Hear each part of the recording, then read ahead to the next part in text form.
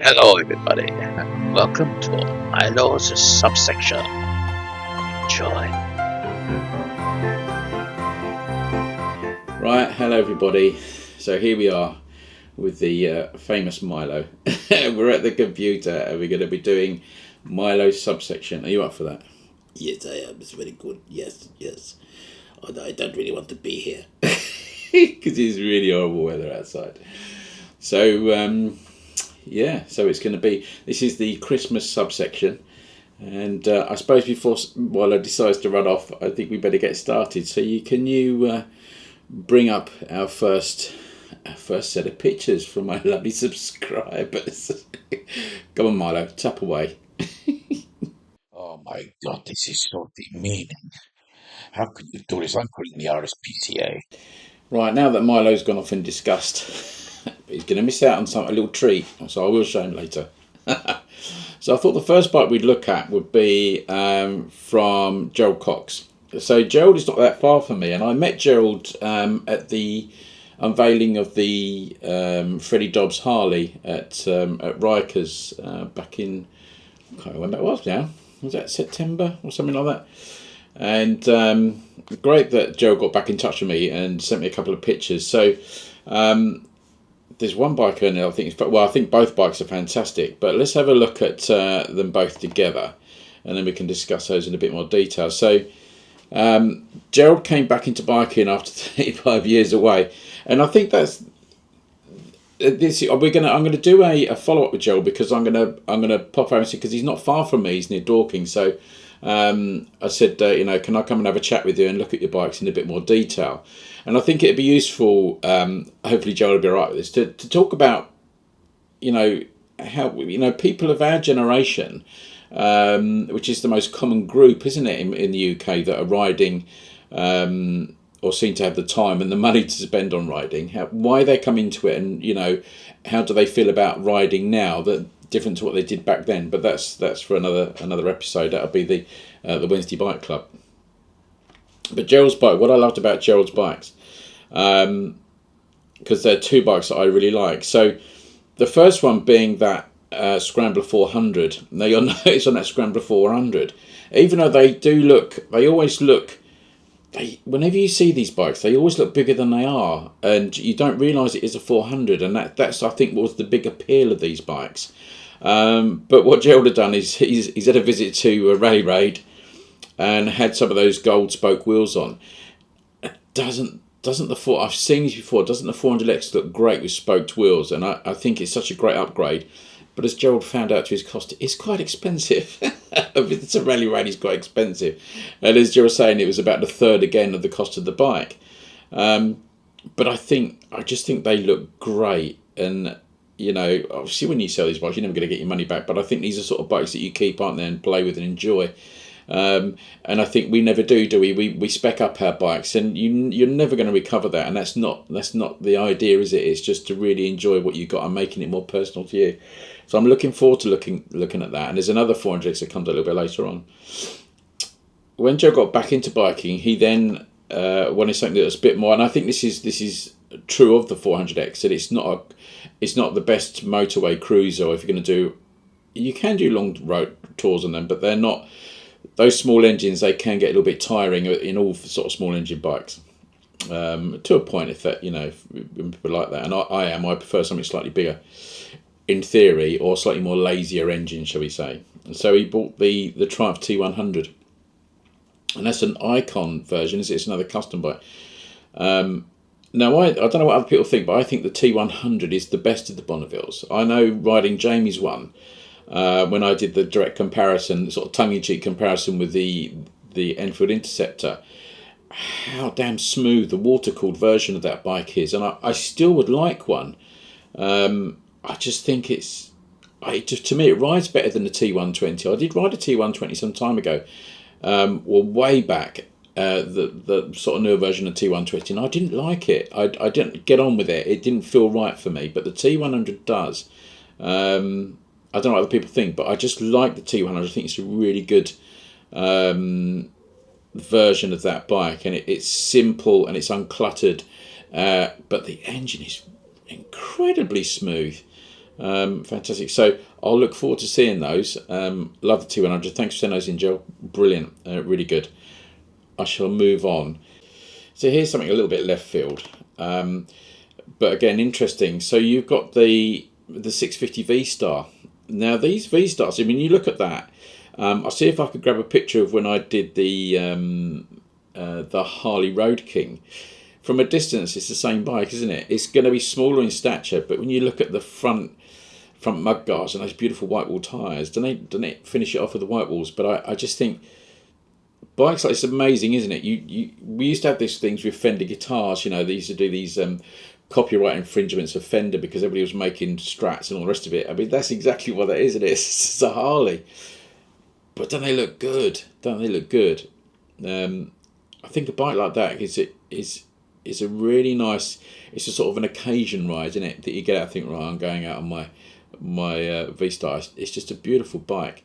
You don't see many like that, and I also like the backrest. I would have the backrest behind me. Do you know what?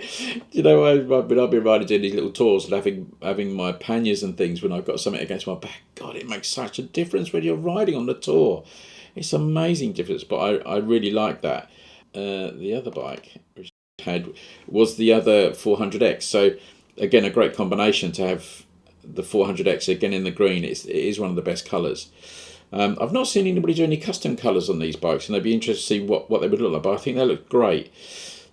But what also sets these bikes apart, I think, is when you put panniers on the back. I've seen these about before, and when you put panniers on these, it just lifts the look even further. I do like the 400X. I know I've had two goes on these bikes, and I did the initial, which is how the channel started with the 400X. And it was one of those bizarre things when I was the first UK reviewer to get on the road with this, and I really didn't know quite what I was doing. I was searching my way with this, and it was a real. It was one of those lucky moments, coincidence, when the days the bikes came in, they said I could go and ride it, and it was one of those bizarre things, and that's what started the channel. So I'll always have a soft spot for the 400X, but I should revisit this. But I'm also very keen on the 900 Scrambler. Going back talking about the T100s, I like the engine. The only thing I found with all my Bonnevilles I used to get cramp in my hip. I tell you, there's something about the foot position and the leg position, but I really like the 900 Scrambler, and it might be something I might visit next year or the year after, so we'll see. But Mike Hughes' bike, that's a nice garage, isn't it? That's a really nice garage. And Mike has also got the little baby blue 350, I think, and that's such a lovely bike. That's a popular colour, isn't it? The baby blue. I don't know if it's baby blue, but the baby blue is a really, really popular colour. But I think it's a real classic colour, that, isn't it? And it's another one of those bikes when you see it in the flesh, it looks so good. And it's one of those sort of bikes you look at and want to get. When you walk away, you look back at it. Like all of Mike's bikes. Maybe that's why you're buying them like that, Mike, because you like looking back at it when you get off. Mike also sent me a picture. So, Milo, you're not here, but this could be your girlfriend, Milo. Pasha, who's another one of that's a ragdoll. My God, I must have her. Where is she? Tell me where she is. I must go find her immediately. I'm leaving. Yes, I must have her. Open this door. Open it immediately. Yes, I will go for the escape hatch. Oh no, that's no good. It's not working. I don't like square holes. I only like round holes. I go for the front door. See you later. Maybe I'll print that out and I'll just put that by his little basket or whatever he sleeps in, whatever box we put out he sleeps in. But lovely. Milo's such a popular little character on the on the channel. Bless him. Right, we're moving on to another Mike. So Mike Hurley. So Mike lives in the Balkans, and I think it's interesting that it's the Balkans is sort of a place that we don't think so much about going to do a tour, is it? But from what Mike was saying, that the roads and like the mountain passes in that are epic, and I think it's like an untapped area, isn't it? For the sort of riding that we might do in places like France and I think the Balkans is somewhere that's really worth having a trip out to. But Mike's got the Gorilla. Mike has been riding the bike.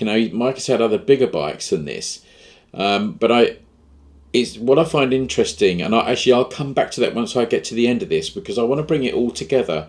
But you realise that people like these smaller bikes, the ease of handling, the maintenance, the fuel economy, and that. But what I like about Mike's bike is that is in that white with the blue wheels. I think that works really well. And the other thing I noticed about the Mike's bike, and I did mention this when I did my review of the Gorilla, the revisits the Gorilla, is the dash system. So Mike's obviously got a one of sort of dash cam CarPlay jobs on there. And if you didn't know there was the round binnacle in front of that, you would think that was the original dash, and it actually suits the bike. I don't know what people think. I think it actually works. But the Gorilla is another bike, which is, it just shows that I think you've got to ride that bike to appreciate. You got to own it to understand how good that bike is, and it really is a fantastic bike. But yeah, and also Mike mentioned the small number plates. We're quite a bit of a pain in it. We've got to use our big number plates. It spoils the look of the bike. And I said that about the sort of bikes at EICMA and the bike shows. You see these beautiful bikes and they don't have number plates on. You put a number plate, it spoils the look of it. But hey ho. But yeah, thanks for that, Mike, and safe riding in the Balkans. So talking of gorillas and staying with that, so the Gorilla again.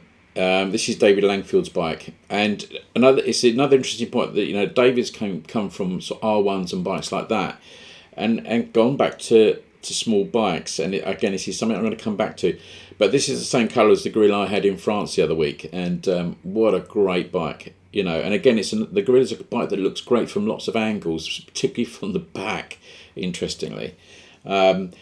Dave was always saying about how dirty his bike gets, and then he has to clean them up. I'm terrible. Do you know what the coatings I think they put on their engines and everything, Enfield, particularly when I've cleaned my bikes, they clean up so lovely, with sort of a standard jet wash and not being overly harsh with it. My Scram was like that. I used to get filthy in France, and the jet washes they have in France, they're Oki, they're called. They've got a frog as an emblem. And boy, do they clean up so lovely. And the jet washes are much better than the ones in the UK, that's for sure. And they're only €2. Everything's €2 in France. But the Gorilla is a very underrated bike. And a bike that, again, of our generation, everybody, that they seem to be very popular. Once you get on it, you can think, actually, yeah, that is the bike for me. And I love the Sherpa engine. I think the Sherpa engine is a really good piece to get. So again, thanks for that, David. Very nice. So now we're going back to another revisit again of John Fitchie's bikes. So John Fitchie sent me his original pictures of his Triumph, and this is some of the pictures in its earlier carnation, because I think it's got a different tank on it now, isn't it, John? I think looking at this, and it's got that more sort of classic sort of Triumph pear drop shaped tank. But it's that TR7V, which is a 750. And it's had a lot of work done on it. But it makes it a very personal bike. It's one of those bikes you just want to get on and just kick it over. I just want to not kick it over, but start it. It's such a pretty bike. 2-in-1 exhaust. There's also, what did I write down here? There's all sorts of bits on here, which are custom made by a friend of his. And in that vein, because I picked this bike out, John. That's such a cool bike. Isn't that the sort of style of the moment? The sort of desert sleddy. I know it's not, but it's that sort of desert sled style bike. It's so damn cool. Triumph engines and that. Triumph was so. They were the real, even in the States, they were the real bike to have, weren't they? The engines, everybody wanted Triumph engines. They were so fast. And they still are. They're still the mainstay of your custom sort of thing, is it? The choppers and all the rest of it with Triumph.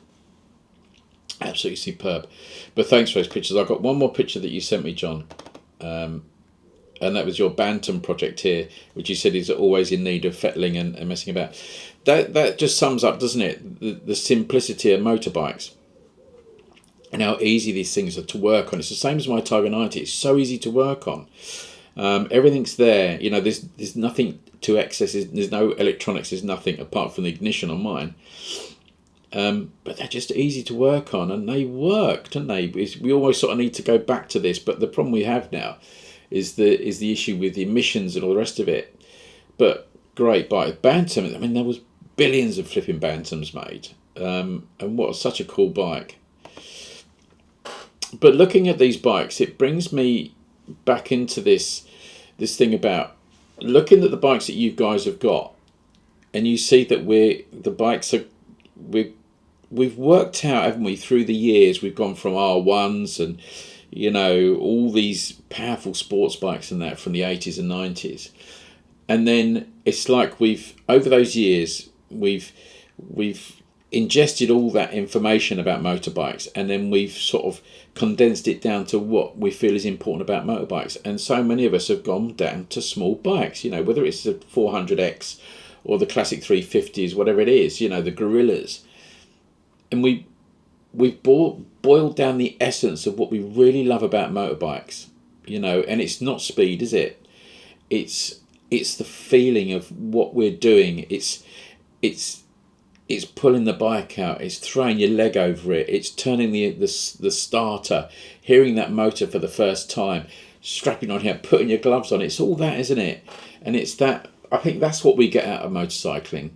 I think what it's done is it's shown us that we once we've been through all that, we've condensed it down to the pure essence of what we get out of motorbikes. And, you know, whether it's the same with your cars, you know, people buy classic cars and everything because it's that simplicity and that essence of what we've got there. And there's just nothing like it, is there? And we don't need 200 horsepower. You know, we're so many of us are riding these bikes with, you know, 20, 30, 40 horsepower, and it's more than we need. You know, it gets us where we want to go, it gets us up to pace.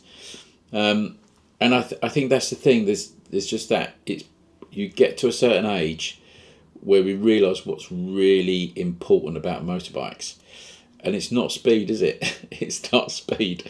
There's just a load of other things involved in there. Because at the end of the day, we never really, you know, use the full potential of those motorbikes. You know, you got 200 horsepower, you probably use, you know, 80, 90 of it at best, I suppose, don't you?